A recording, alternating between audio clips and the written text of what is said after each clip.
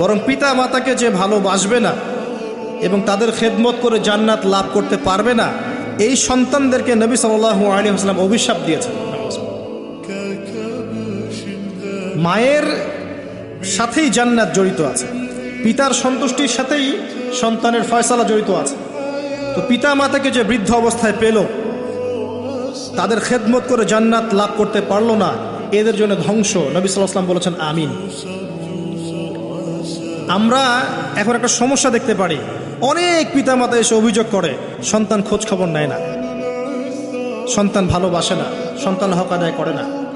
মনে রাখবেন, একজন পিতার একদিনের আত্মত্যাগ আর একজন মায়ের শুধু প্রসব বেদনা, এর হক সারা জীবন তাদের খেদমত করে আমরা শোধ করতে পারবো না।